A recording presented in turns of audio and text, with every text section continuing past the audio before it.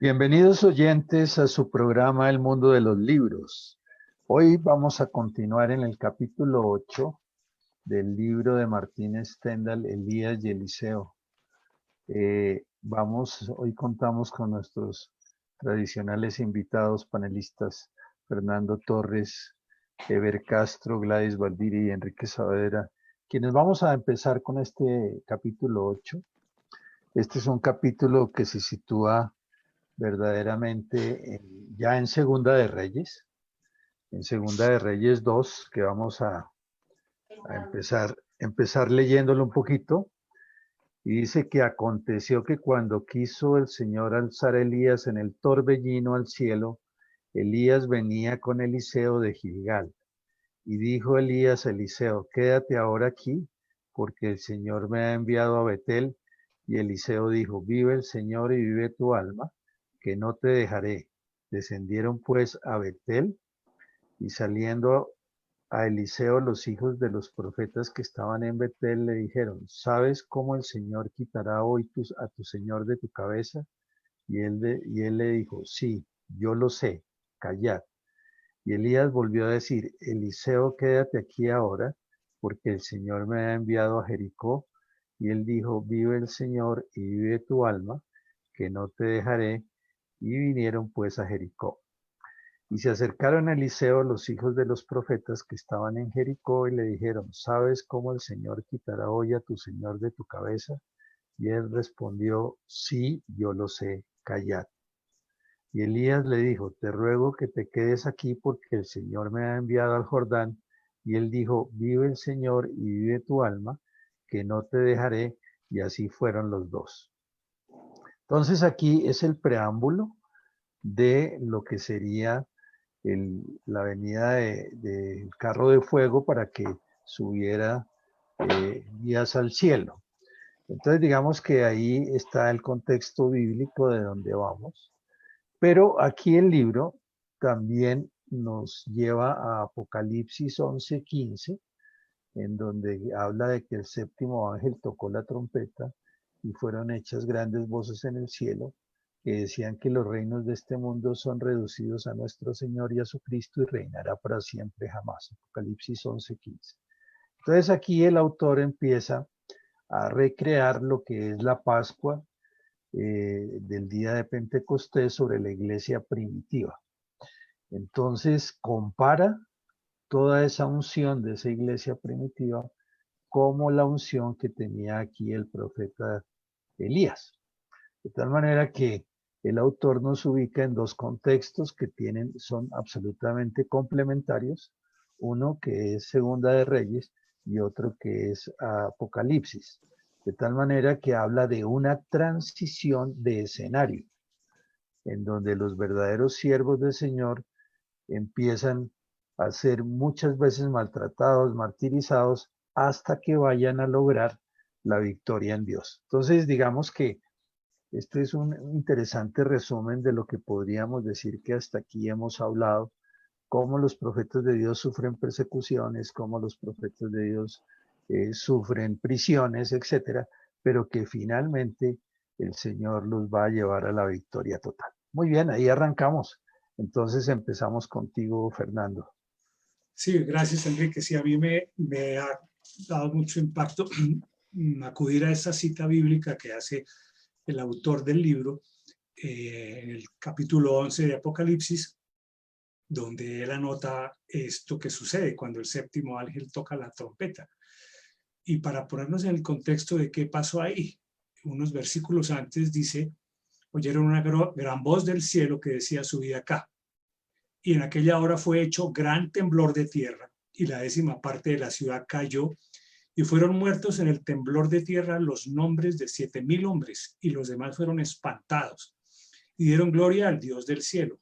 El segundo ay es pasado, he aquí, el tercer ay vendrá presto, y el séptimo ángel tocó la trompeta, y fueron hechas grandes voces en el cielo que decían, los reinos de este mundo son reducidos a nuestro Señor y a su Cristo, y reinará para siempre, jamás. Esta cita que él hace más adelante, cuando él también se refiere al libro de Ezequiel, nos quiere ubicar a nosotros en este tiempo concretamente, si somos prácticos, hoy, que es como 14 o 15 de julio del 2020, ha aumentado el número de enfermos de COVID y ha aumentado el número de muertos. Entonces, cuando yo leí en estos días esta cita bíblica que él hace, pues yo creo que el Señor sí está removiendo muchas cosas que hay sobre la tierra, muchos reinos, como también lo comenta allí el autor, muchas cosas que nos hemos estado inventando los hombres, y pasándolo a este contexto de Elías y Eliseo, lo que digamos el segmento de Reyes que tú leíste, también me hace pensar que cuando empiezan a caminar estos dos, Elías y Eliseo, Eliseo no se quería desprender de algo que tenía Elías. Y a mí me lleva a pensar que en estos momentos podemos estar pensando qué sucede o qué está sucediendo con esto que nos pasa alrededor. ¿Será que esto nos genera miedo o será que esto nos va a dar más confianza? Y así como fue Eliseo poniendo poco a poco su confianza en Dios a través de Elías, para nosotros también es una enseñanza de que a pesar de que haya mucho remesón existencial, digámoslo así, que están perdiéndose vidas, que están presentándose enfermedades, que están presentándose problemas económicos, sabemos quién está en el control de todo esto. Y aparentemente eso sí ya es una interpretación mía, Eliseo como que quería agarrarse a Elías, porque Elías quería seguir su camino y Elías como que se quería agarrar dándome a mí. Pues esto no es una interpretación teológica ni muy sabia, sino simplemente creo que nos muestra que nosotros cuando vemos un destello de Dios, una expresión del amor de Dios o alguien que está fluyendo en lo que es el mensaje de Dios, uno como que quiere, por decirlo así, agarrarse, como se está agarrando Eliseo, no soltarse de esa chispa o de esa fuerza o de ese poder de Dios. Incluso cuando más tarde habla Martín de la división esa tan rara que hay sobre el cabello de Ezequiel, también como misterios de esos tan raros, ve uno el destello de Dios, el amor de Dios presente, a pesar de todas estas situaciones como tan dramáticas que estamos viviendo ahora. Entonces yo creo que me quiero también referir a eso, que está sucediéndose algo entre lo que es el reino de este mundo, o sea, cómo nosotros estuvimos sometidos durante mucho tiempo al reino de este mundo y Dios quiere colocar en las cosas, pues ahí pues suena un poco pretencioso decir que quiere colocar las cosas en manos de los hijos de Dios.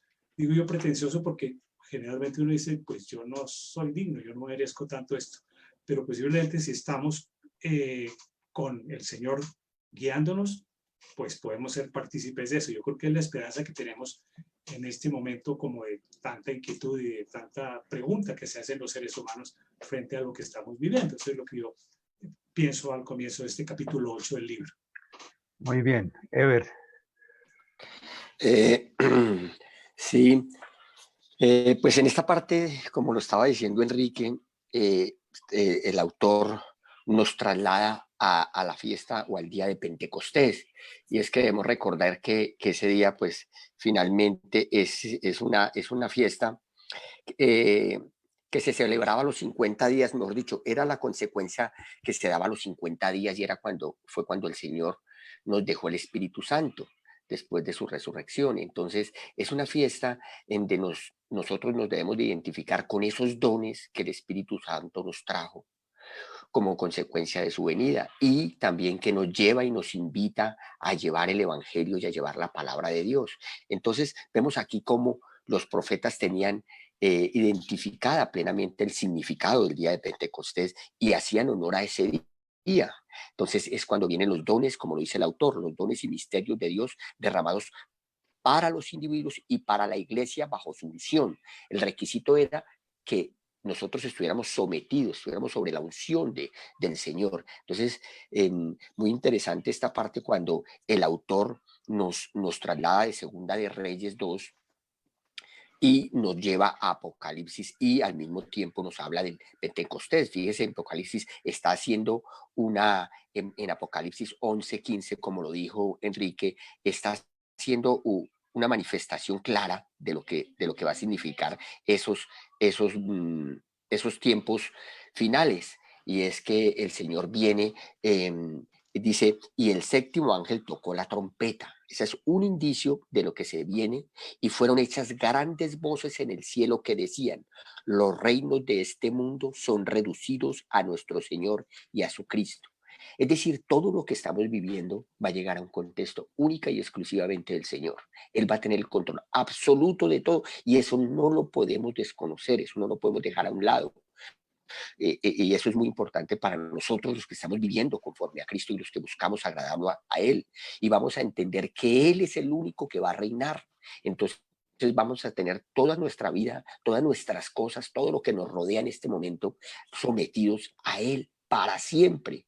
Entonces, fíjese lo que es decretar y tener en cuenta el significado y los alcances de este Apocalipsis 11:15, que eso es lo que debemos nosotros entrar en esa estrecha cobertura con el Señor para poder vivir conforme a lo que Él nos está diciendo aquí. Entonces, vemos cómo se va dando ese cambio de Elías a Eliseo o esa entrega de esa dirección que traía Elías, se lo va entregando en este capítulo a Eliseo y vemos cómo Eliseo se apropia de todas las cosas. Es más, no quería soltar a Elías Eliseo, a pesar de que él le decía en este punto ya me tengo que despedir, en este punto me voy a ir, y varias veces le dijo y Eliseo nunca quiso, hasta que le pidió esa doble porción de la que más adelante nos habla el autor y nos explica. Entonces vemos cómo vamos entrando en ese entendimiento de qué es lo que el Señor quiere de nosotros y cómo Elías y Eliseo representaban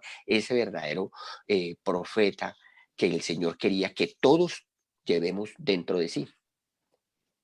Así es, Gladys. Sí, yo veo acá esta comparación que hace de las tres partes, ¿sí? Y todo tiene que ver con una actitud correcta, ¿sí? ¿Cómo logró escaparse este tercer grupo de los 50 de la muerte? Porque tuvieron la actitud correcta, se humillaron, ¿sí? Hay una parte de la palabra humillación que tiene que ver con sometimiento. Y este sometimiento los llevó a entender que se rendían ante una autoridad superior, que evitaban actitudes de prepotencia y que optaban por un acatamiento. Y ante eso, entonces, ellos lograron preservar la vida. Yo por todas partes de todas estas citas bíblicas lo que encuentro por una parte es Dios siempre avisando, va a llegar un tiempo en que las cosas como están se acaban. Sí, hay un tiempo final para las cosas. ¿Y quiénes van a sobrevivir a ese momento? En ese momento, simplemente los que tienen la actitud correcta. Esto queda unido con la parte de Pentecostés. Dice que 2/3 partes de lo que pertenece a Pentecostés es cortado y solamente una tercera parte continúa. ¿Y quiénes son esa tercera parte? Los que tienen la actitud correcta, como fue en el caso de estos soldados que supieron conservar su vida. Entonces veo que hay algo que en este momento está pasando y solamente los que tienen la actitud correcta van a salir al otro lado, ¿sí? Porque el tiempo está por terminarse y solamente los que se humillan debidamente ante Dios en este momento podrán sobrevivir la mala hora, porque viene una mala hora para aquellos que se han rebelado contra el Señor. Entonces, en todo esto dice acá, durante largos años ha habido mucha persecución de muchos, ¿sí? Y la iglesia ha estado en muchas crisis, pero el Señor la ha preservado y eso va a ser también para con nosotros. Y eso es lo que yo asimilaba de las 2/3, de las 3 partes, donde una parte sobrevivió por esto, por la humildad. Y yo no sé, yo estuve pensando mucho en la humildad y yo quería compartir apenas unas pequeñas cosas, porque en la vida cristiana se supone que nosotros tenemos que, ante todo, tener una actitud humilde. ¿Por qué razón? Porque yo lo dividí como en 3 partes también. La primera forma de tener una actitud humilde es el reconocimiento, pues, de la grandeza de Dios, ¿cierto? Que se ve por la gran superioridad del Señor, porque somos hechura suya y eso nos debe conservar a nosotros con un corazón que no venga en este mundo a dárselas con nada ni con nadie. es como interiorizar, tener una plena conciencia de que por Dios nosotros tenemos la gracia de existir en esta vida. Y eso nos va a generar una actitud consciente también hacia los demás, ¿sí? Donde podemos reconocer nuestros propios límites, donde nosotros sabemos que no nos las sabemos todas ni tenemos por qué ganárnoslas todas. Y admitir eso, nuestras propias equivocaciones y aprender de la gente sencilla y humilde. Es que a veces pareciera absurdo, totalmente contradictorio, que un hijo de Dios no sea humilde, porque es lo primero que Dios nos refleja en nuestros ojos cuando vemos nuestra pequeñez, cuando conocemos a Dios. Y también tener un corazón como limpio en el sentido de confiar en las buenas actitudes de los demás y ser una persona accesible para los demás. Yo pienso que cuando nosotros podemos tener esa actitud, pues todo eso nos ayuda en esta hora también a reconocer nuestras propias equivocaciones de la vida y a tener la actitud que corresponde en este momento para hablar con el Señor, para reconocer la hora que estamos viviendo y apelar de verdad a la misericordia de Dios para poder hacer, primero, una limpieza buena de nuestra vida y segundo, para poder pertenecer a ese grupo que el Señor quiere unir en este momento para la gran batalla final.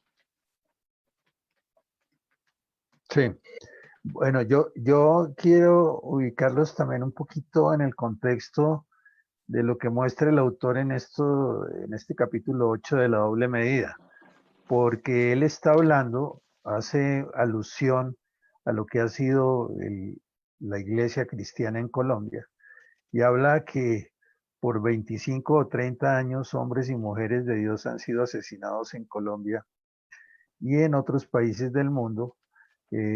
Entonces, que esto muestra pues la intolerancia durante la Roma pagana, durante la Inquisición, y en el caso de Colombia nos ubica en el periodo comprendido después de la Segunda Guerra Mundial, en donde realmente afirma que fue una distribución adecuada de número de Biblias entre el año 48 y 58. Pero que hubo una gran persecución de los cristianos evangélicos en Colombia.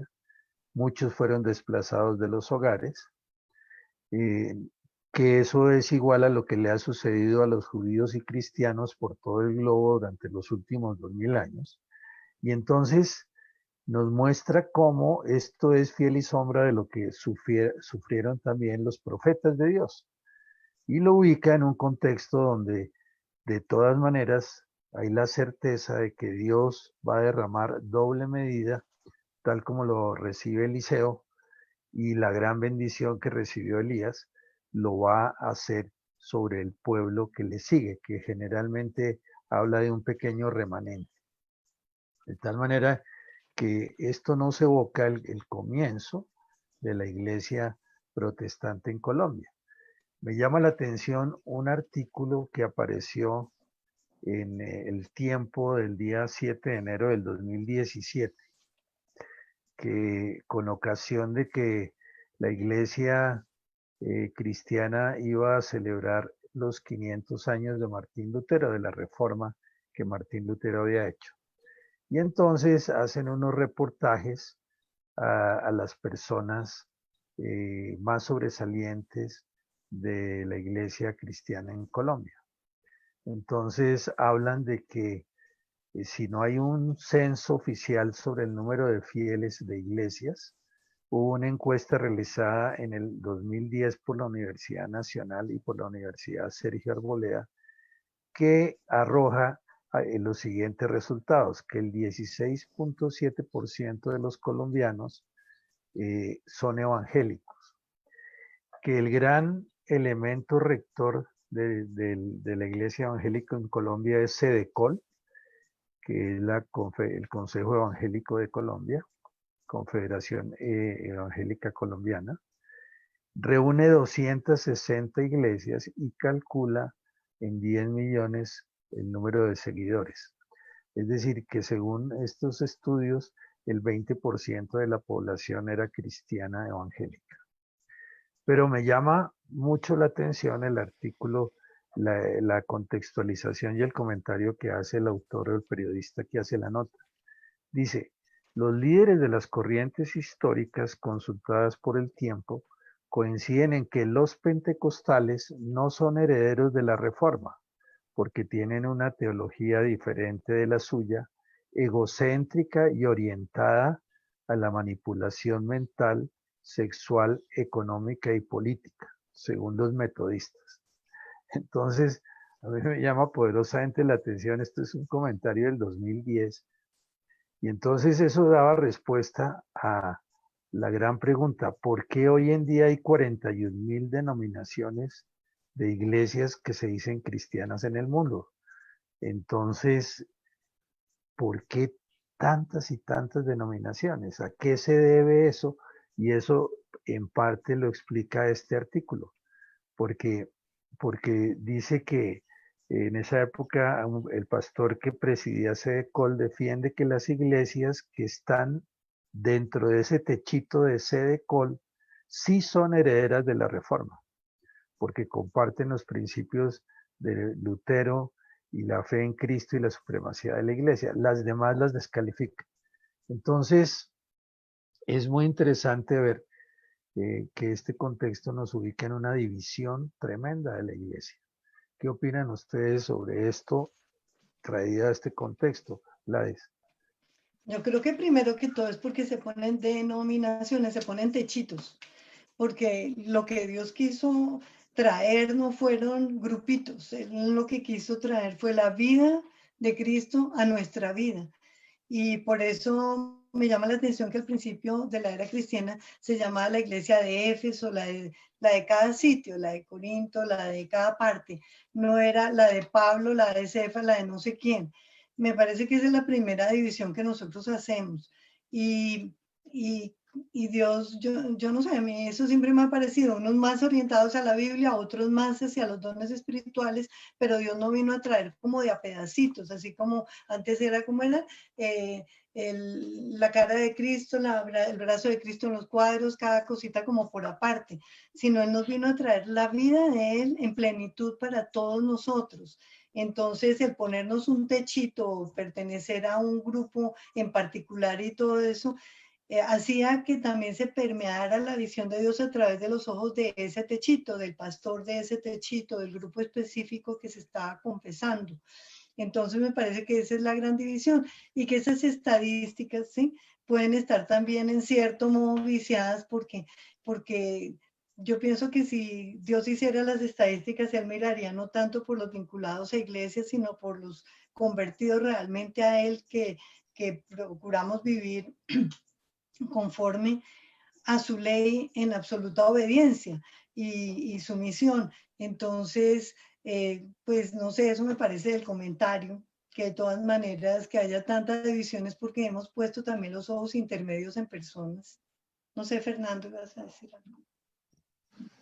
Pues yo sí los miro desde la barrera, como dirían los especialistas de toros, porque a mí no me tocó conocer realmente muchas iglesias cristianas, pero sí recuerdo que cuando yo era niño o adolescente, o sea, hace muchísimos años, sí los perseguían mucho. Yo estaba en el ámbito católico, pero no practicante, sino que me tocaba aprobar las materias de religión. Pero sí recuerdo que había mucho odio hacia los, ni siquiera les decían, cuando los trataban peyorativamente, eran los protestantes esos. Y después ya como de una manera un poco más diplomática los trataban como los hermanos separados. Pero sí, eso que menciona Martín fue muy duro para las primeras personas que pudieron dar una palabra limpia aquí en nuestro país. Yo creo que esto tal vez Ever sabe más en relación con el comentario que hace Enrique de la publicación, sí. Ever. Pues mire, es que yo me di cuenta cuando pasé de la iglesia católica a la iglesia cristiana que lo primero que me di cuenta fue que la gente busca sus propios beneficios. Cuando entran a una iglesia o a una denominación buscan ellos figurar. Yo me acuerdo tanto, no sé si les comenté una vez que cuando estaba recibiendo mis primeros cursos de teología, una persona de los que estábamos ahí como estudiantes levantó la mano y me dijo, ¿y con este curso puedo llegar a ser pastor? Entonces, desde ahí dije, el Señor está totalmente salido de contexto, porque es que si uno busca al Señor es porque el Señor, es para que el Señor viva en nosotros y no para que nosotros reinemos a través de Él o busquemos nuestros propios beneficios y hacer y lograr nuestros propios reinos. Y eso es lo que ha contaminado a todas estas denominaciones, y es que cada una quiere hacer su propio reino y quiere buscar su prosperidad y quiere buscar las cosas materiales de este mundo utilizando la palabra de Dios. Entonces ahí es cuando se daña toda esa relación. Entonces yo considero que este y todas las iglesias en el mundo han sufrido de eso. Desafortunadamente el hombre está utilizando la iglesia o está utilizando a Dios como un medio para conseguir las cosas de este mundo, y no es así. Todos sabemos que el Señor lo que busca es que nosotros nos humillemos, nos entreguemos a Él, nos postremos a Él, como hicieron estos 50 últimos soldados con su capitán, que entendieron cuál era verdaderamente el sometimiento, y era someterse a ese profeta Elías, quien era el que era verdaderamente enviado del Señor. Y eso es lo que nosotros tenemos que entender. Desafortunadamente, como lo lee Enrique en el artículo, es una división dentro de la misma división. Es una división que no permite que fluya el Espíritu Santo, porque el Señor se aparta de esas iglesias. El Señor ha dicho que Él no está en iglesias de paredes. Nuestra iglesia, nuestra verdadera iglesia está en el corazón. Nosotros somos templo del Espíritu Santo, dice la palabra. Pero ahí habría mucha tela de donde cortar, porque pues uno no es nadie para juzgar, pero sí, desafortunadamente. Ahora, hay una cosa que sí hay que abonarle a todo este tipo de denominaciones o de iglesias cristianas, y es que son la primera puerta para que la gente empiece a tener una relación con el Señor. Y eso es muy valedero, siempre y cuando obviamente no distorsionen el mensaje del Señor, no busquen acomodarlo, ni etiquetar a las personas, ni ponerles un sello, ni nada de esto que ustedes ya conocen. Entonces, pero sí es bien interesante la reflexión que hace Enrique sobre el libro y sobre lo que estamos viendo en este momento. Y miren ustedes que en la página 110 del libro, el autor habla que Ezequiel compartió una profecía similar en donde 2/3 partes de los vinculados con Pentecostés fueron cortados y apenas 1/3 parte permanece. Yo me ponía a pensar si esto es lo que sucede en la iglesia cristiana de hoy, ¿cuántos calificarían en esa misma proporción? ¿Será que esa misma proporción se conserva de que 1/3 parte está fiel y 2/3 partes definitivamente están fuera? ¿Qué opinas, Fernando? Sí, pues mira que esa pregunta que tú haces tiene mucha actualidad, porque en este momento están peleando los católicos y los protestantes, o los evangélicos, o como los llamen, para que les abran las iglesias, porque no está llegando el dinero. Entonces, o porque tienen muchos problemas para pagarle a sus empleados. Cuando sería el momento de que un líder católico o un líder evangélico dijera: no es tan importante abrir una iglesia, como decía Eber, no necesitamos que las paredes estén llenas de gente. Este es el momento de que volvamos el corazón al Señor, miremos que Entonces ellos, en lugar de aprovechar el momento para llamar a mirar al Señor, están preocupados por las bancas vacías, preocupados porque no hay ingresos, preocupados, pues claro, si uno veía a veces aquí en Bogotá sitios donde había filas y filas y filas de cuadras de gente para entrar a las iglesias cristianas, y cada persona que entraba allí aportaba X dinero para aumentar la construcción del sitio donde se congregaban. Pues este momento debe ser muy, muy crítico. Entonces yo pienso que uno deduce dónde está el corazón de ellos, ¿no? Y esa cita que tú haces de Ezequiel es muy tremenda, porque es una intervención directa del Señor, en donde ya no va a valer el que un fulano sea más preparado en la Biblia o tenga determinados títulos, sino el Señor es el que entra a tomar decisiones en esa cita que tú haces de Ezequiel. Sí, Gladys, ¿qué comentario piensas Sí, que pues cabe que aquí? yo no sé cómo verá Dios todo este negocio de que unas personas critiquen al grupo contrario, siendo todos los hijos de Dios. A mí siempre me dolió esa palabra, porque ¿cómo es posible? Si, ¿qué representa Dios para la iglesia y para todos? Es el amor. Y si eso no está presente y miramos con recelo o con moleste al grupo contrario, me parece que no estamos caminando como toca.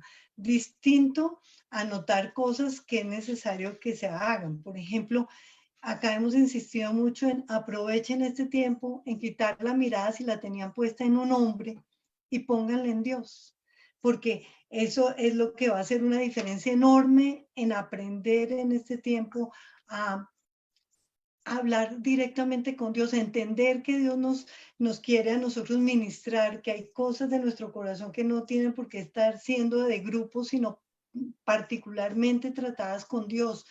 Todo eso y a no dejarse manipular, a ver errores que están conduciendo a que las ovejitas de verdad sean utilizadas y no sean ministradas como deben ser.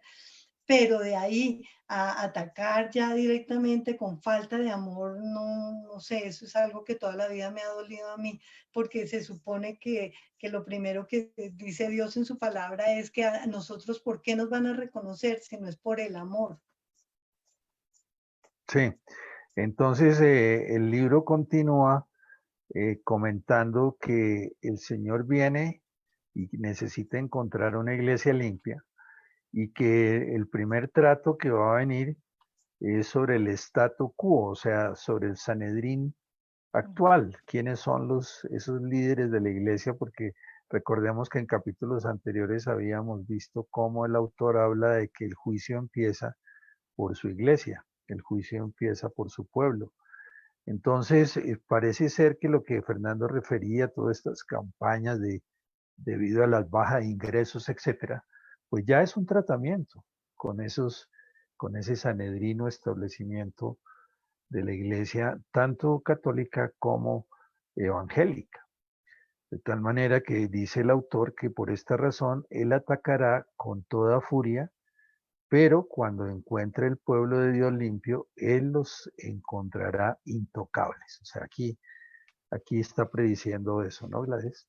Sí, mire, yo no sé ustedes qué opinan de esto, pero he observado que, por ejemplo, la forma en que la pandemia esta sucedió fue de un día para otro, porque no dio lugar a nada. Y esto a veces me hace pensar a mí si no revela obras que se estaban adelantando aprobadas o no aprobadas por Dios. Por ejemplo, si a alguien se le ocurrió precisamente en ese momento meterse en un endeudamiento del terrible por ampliar su templo y hacer un montón de cosas que hoy lo tienen súper preocupado, ¿sí? Esto no obedecerá a que no estaba oyendo que no debería meter toda esa plata en esos ladrillos en este preciso momento, que había que estar haciendo otra cosa en el momento. Y eso como que habla a cada persona en particular de cómo lo cogió este encierro, porque le truncó una cantidad de cosas por las cuales hoy se siente muy preocupado.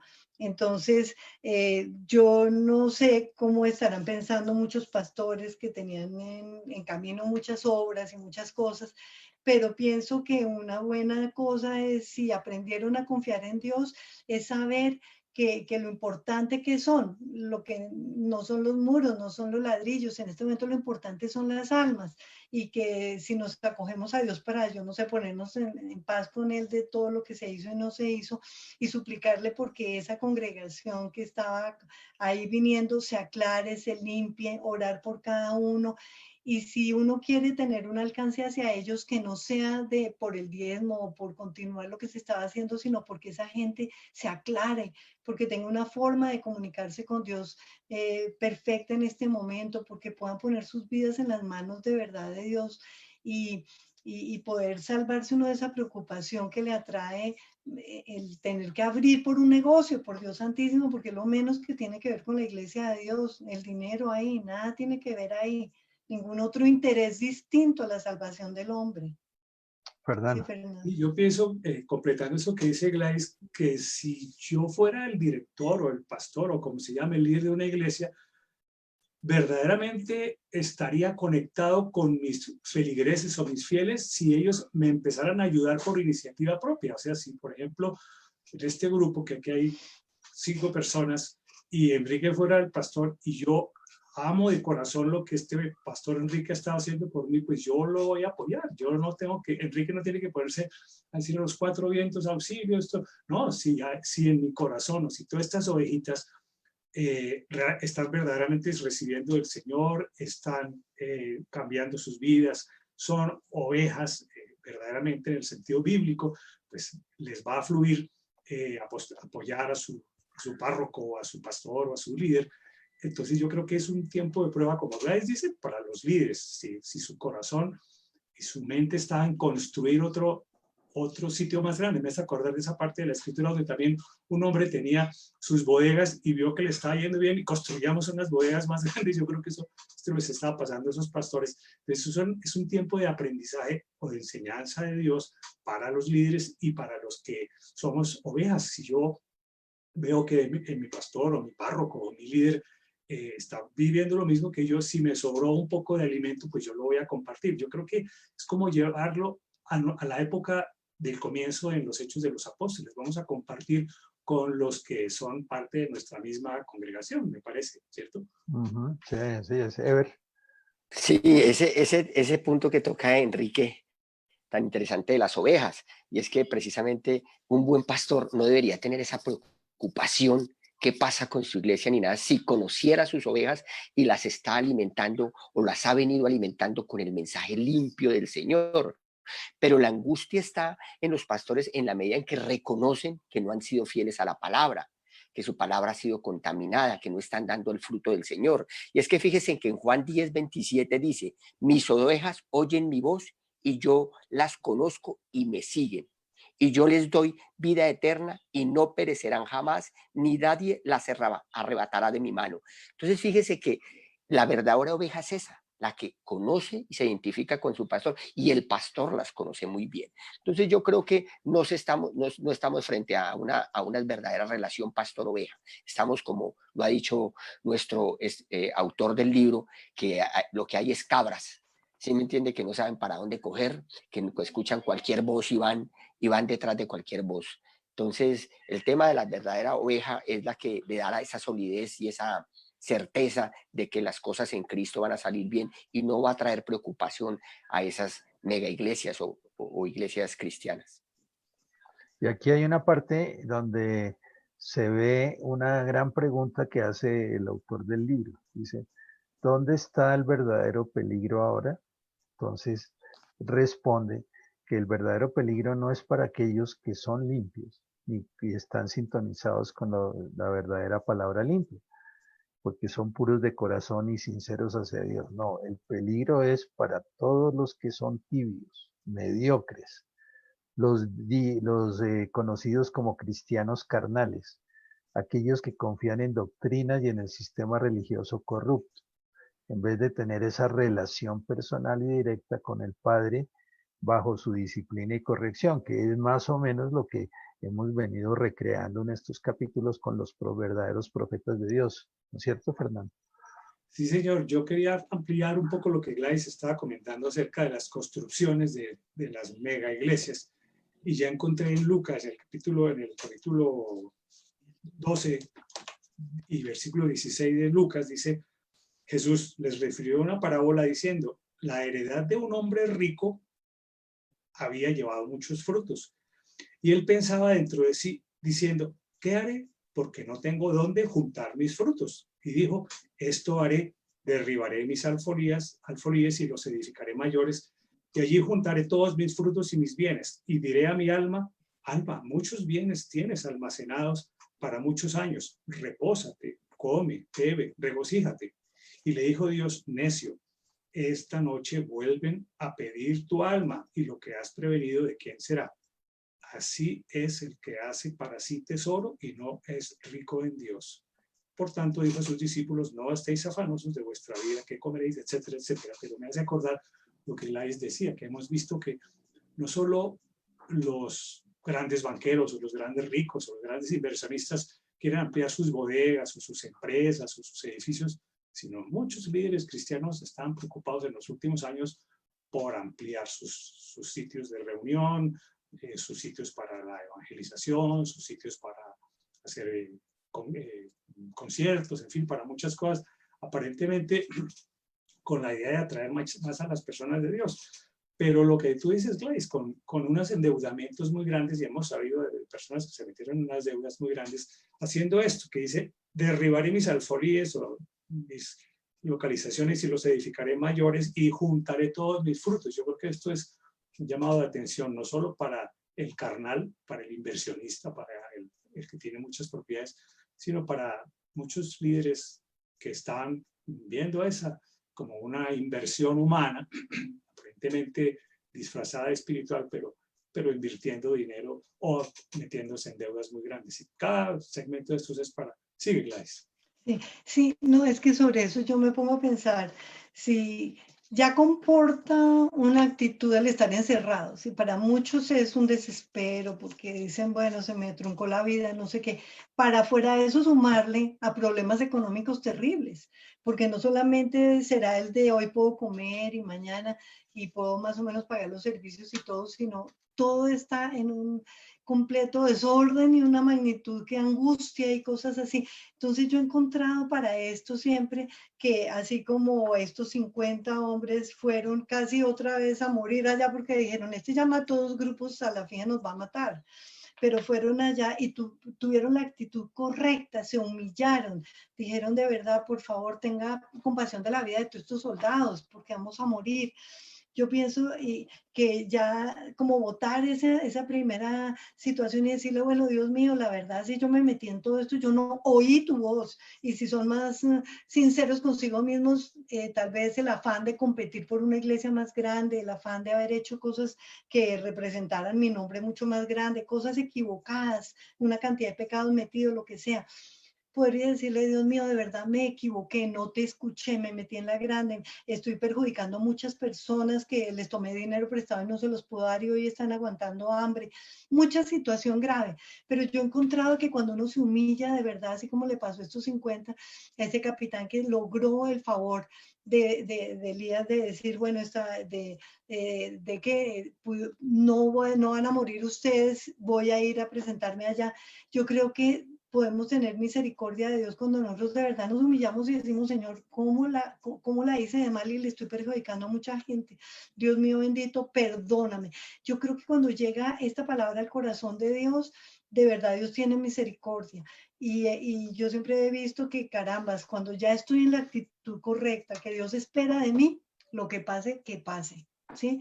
Ya no voy a estar yo cargando semejante bulto tan enorme de la injusticia cometida, de la embarrada que cometí, de contar todos los días, ¿será que ya mañana tiene la bendita vacuna, a ver si puedo salir a continuar? ¿Será que no? Ya puedo quedarme en las manos del Señor esperando ya por su misericordia y como decía por ahí el apóstol Pablo, y si muero, pues que muera, pero ya de todas maneras estoy en la actitud correcta, que es lo más importante. Así es.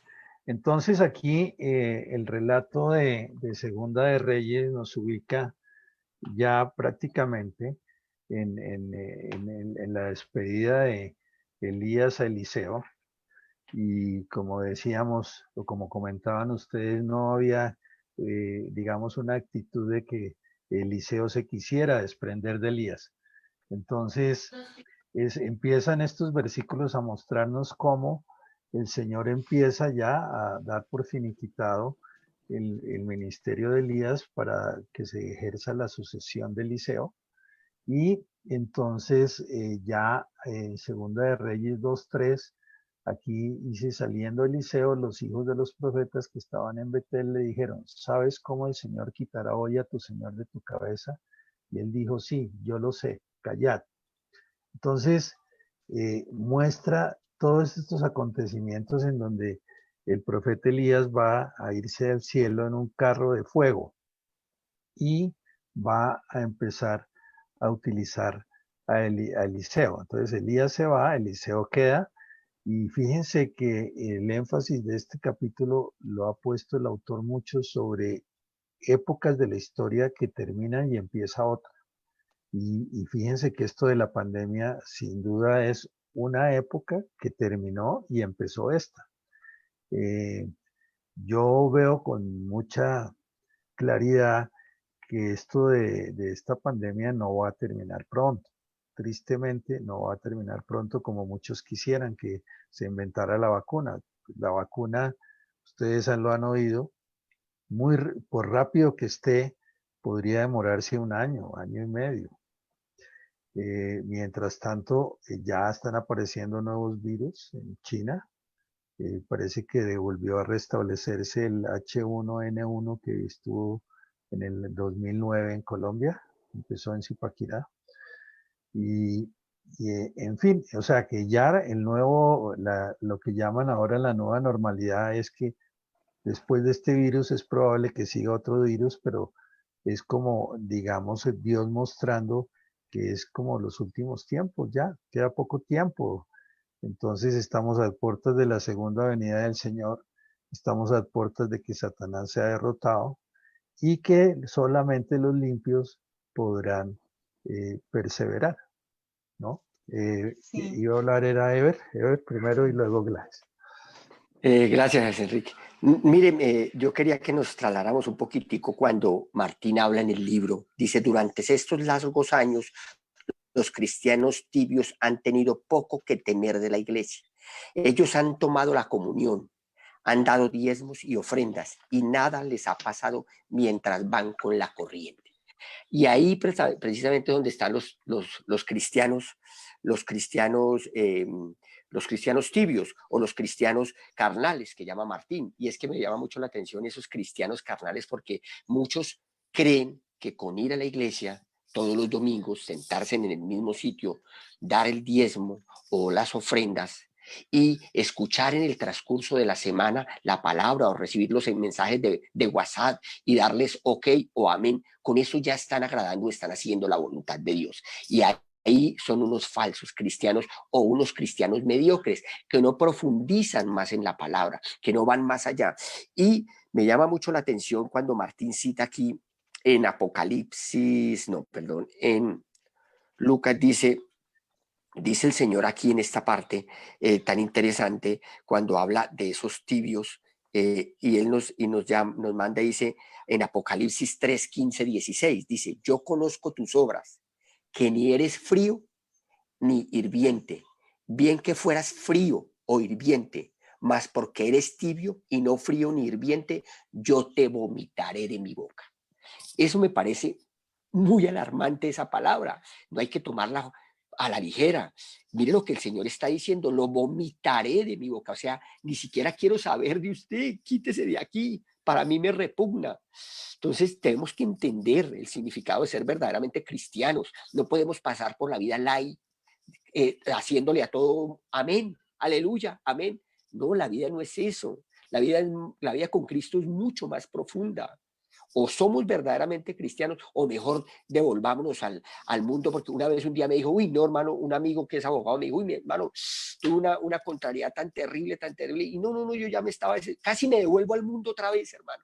Gloria a Dios que soy cristiano, y si no, casi me devuelvo al mundo y le contesto con dos.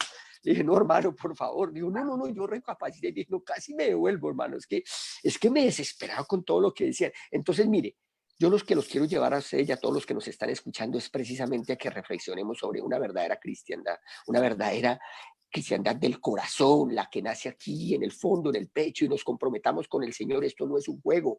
Para los tibios, el Señor lo tiene claro, los vomitaré de mi boca. Y se me hace eso muy, muy, muy preocupante. Sí, es impactante.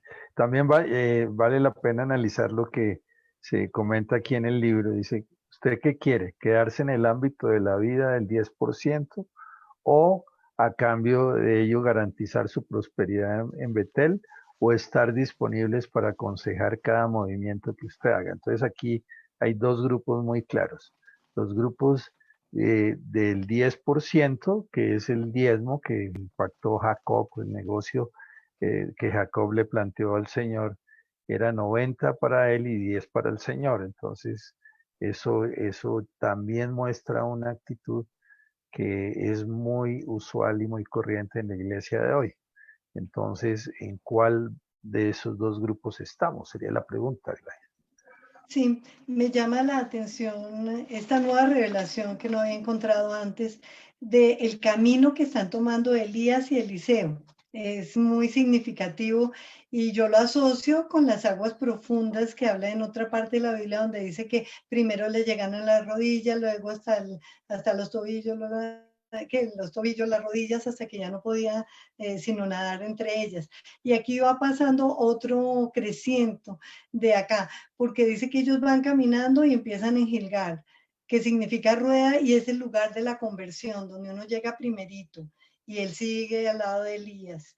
Luego Betel, casa de Dios, donde Dios se le revela a Jacob y es donde le propone la situación del diezmo y habla de las personas que quieren contentarse con eso en las iglesias, lo que tú estabas diciendo, de que simplemente del diezmo, ya que usted va a recibir ese alimento limitado que se le puede dar acá, no lo conectan con Dios.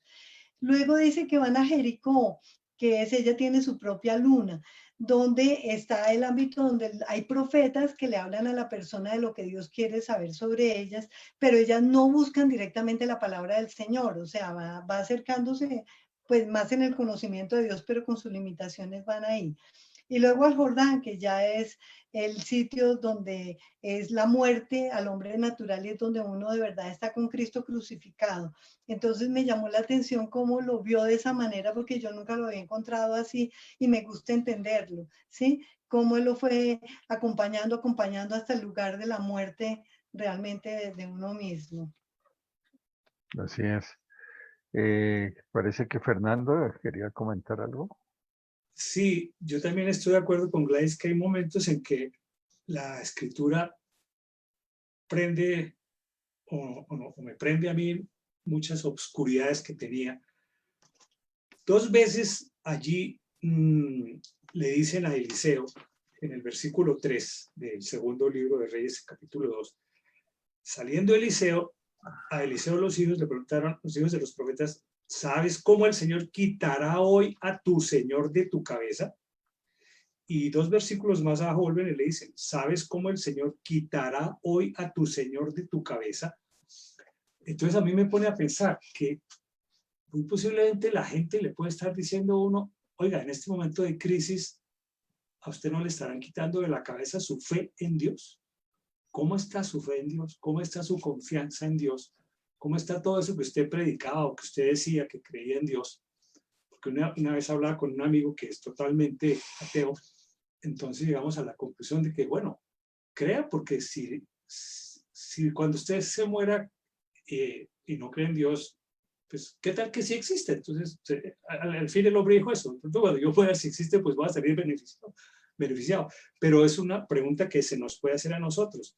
¿Sabes cómo el Señor quitará hoy a tu Señor de tu cabeza? ¿Será que en este momento de crisis nos quieren quitar de la cabeza la fe en Dios? Porque está sucediendo lo que pasa cuando hay una enfermedad o cuando hay una situación grave. Le preguntan a uno, ¿y dónde está Dios? ¿Y por qué Dios está permitiendo esto? Entonces corremos el riesgo de que nos pregunten eso. Esas 2 preguntas que le hacen los hijos de los profetas a Eliseo son muy interesantes y le muestran, o nos enseñan a nosotros que es muy rica la enseñanza de la Escritura. Si cada día nos detenemos un momento a analizar un versículo, significa para nosotros un crecimiento, no significa que seamos intérpretes o que estemos nosotros siendo apologistas o expertos, sino simplemente reconocemos que a cada uno Dios nos quiere enseñar. En este tiempo, sentados en el banco de la escuela, estamos como sentados en el banco de la escuela, que la escuela la escogió él en nuestra propia casa, ahí estamos aprendiendo. Y eso es lo que nosotros queremos con ustedes, amigos que nos oyen y nos ven, compartir con ustedes esta escuelita. Pues muy bien, pues prácticamente se nos ha acabado el tiempo. Los invito a hacer la reflexión de este capítulo. ¿Qué inquietud les ha sembrado el Señor con este capítulo? Empecemos con Gladys. Bueno, sí, yo me quiero referir a esa parte donde qué bueno que haya como una cirugía, aquí con médicos hablando, una cirugía donde le logren desprender a las personas su pertenencia a hombres y llegar directamente a Dios. Yo no sé cómo se llaman esas cirugías, pero quisiera que eso pasara en este tiempo. Extirpación. Bueno, entonces, es que yo quisiera permitirme un ejemplo que me pasó a mí con mi nieta. Ella estaba hablándome a mí unos argumentos y hacía exactamente las mismas muecas de su mamá, igualitas, igualitas. Y yo le dije, pero estás hablando exactamente igual a tu mamá, haces las mismas muecas. Y me lo dijo con una simpatía, me dijo, pero ¿cómo no voy a hablar como mi mamá? Si no es que yo soy hija de ella, entonces soy su hija, yo hablo igualito. Y es que yo encontré en muchas iglesias que las personas hacían los mismos dejes, hablaban igualito a su pastor, cogían la misma forma, decían, eran muy parecidos. Entonces era eso. Y yo quería recordar con lo que me decía mi nieta, es que nosotros somos hijos de Dios. No somos hijos de nadie más, solo de Él. Entonces, que nos desprendamos con esa cirugía y lleguemos directamente a conectarnos con la savia divina y nos parezcamos a Él, hablemos como Él, hagamos las mismas reflexiones, seamos como Él, porque Él nos llamó fue a ser sus hijos. Y esta pandemia muestra a las claras que nos desparchó a todos, me echó cada uno a su sitio y está Él y nosotros, nadie más. Entonces que aprendamos a vivir directamente en esa conexión única con Él. Muy bien. Ever, tu conclusión. Bueno, pues hay muchas cosas para concluir en esta parte, pero yo quiero referirme a lo que el autor nos habla cuando dice: Eliseo tenía su corazón puesto en la cosa nueva que venía. Y el autor nos traslada a Isaías 43:19, que me permito leer. Dice: he aquí que yo hago cosa nueva. Solamente en el Señor hay cosa nueva. Presto saldrá a luz. No lo conoceréis. Otra vez pondré camino en el desierto y ríos en la soledad. Y a eso es que quiero invitar yo como conclusión de hoy, que entendamos que verdaderamente queramos ser unos imitadores del profeta Elías, tener el corazón donde el Señor quiere que lo tengamos, buscar todos los días al Señor. Nuestro autor nos ha dicho en varias oportunidades que no hay que recibir palabra de segunda mano. Y la palabra de segunda mano se refiere a cuando nos quedamos en la comodidad de recibir únicamente el mensaje del pastor en la iglesia cada 8 días. No, hay que ir a las palabras, hay que escudriñar la palabra de Dios, hay que someternos a esto, humillarnos como se humillaron estos 50 soldados con su capitán frente al rey Elías. Entonces, esa es la invitación y esa es la conclusión para el día de hoy. Fernando, tu conclusión. Y yo creo que la frase que acaba de pronunciar Ever acerca de humillarse, la uno con una frase también muy diciente que mencionó Gladys, de la humildad. Porque esto de arrodillarse, viéndolo bien, yo volví a esa parte, el único que se arrodilló fue el tercer capitán y nos recuerda a nosotros que de rodillas nosotros vemos a alguien más grande que nosotros y que nuestra prepotencia, nuestro orgullo, nuestra sabiduría queda en nada si nosotros nos arrodillamos delante de Él y decimos: te ruego que sea de valor delante de tus ojos mi vida y la vida de estos 50 esclavos. Muy bien. Entonces, digamos que yo resaltaría como conclusión de hoy, pues entender de qué se trata el gran reto en este momento, de estar limpios. Y que si usted, querido oyente, está limpio, nada tiene que temer, ni de su trabajo, ni de su alimento, porque el verdadero proveedor es el Señor. Y Él está pendiente de los que le aman, de los que le siguen. Entonces esa es la gran conclusión que yo sacaría hoy. No olvidar que cuando estamos limpios y se podemos seguir en ese proceso que estamos en esta pandemia, mirando cómo nos limpiamos cada día más de tanta contaminación que se está viendo. Entonces, entre más limpios estemos, más seguridad podemos tener de que Dios tendrá misericordia de nosotros. Entonces los invitamos a seguir en ese proceso, que ya llevamos más de 100 días tratando de encontrar qué cosas tenemos que mejorar para agradar a Dios. Y esto es como hablan en la administración de empresas, un plan de mejoramiento continuo, en donde debemos hacer ese ejercicio de revisar, y en nuestro devocional diario siempre invocamos que el Señor nos muestre qué cosas debemos cambiar y tengan la certeza de que Él las seguirá revelando. Bueno, les damos gracias por su sintonía el día de hoy. Gracias a Fernando Alarcón, gracias a Ever Castro, gracias a Fernando Torres, gracias Gladys Valdiri. Y los invito a estar en sintonía lunes, miércoles y viernes de este programa El Mundo de los Libros, que quiere aportar un granito de arena en la difusión del Evangelio y la difusión de estos libros que verdaderamente transforman nuestras vidas. Por hoy muchas gracias y hasta una próxima oportunidad Que Dios los bendiga. Gracias, chao, chao. Chao.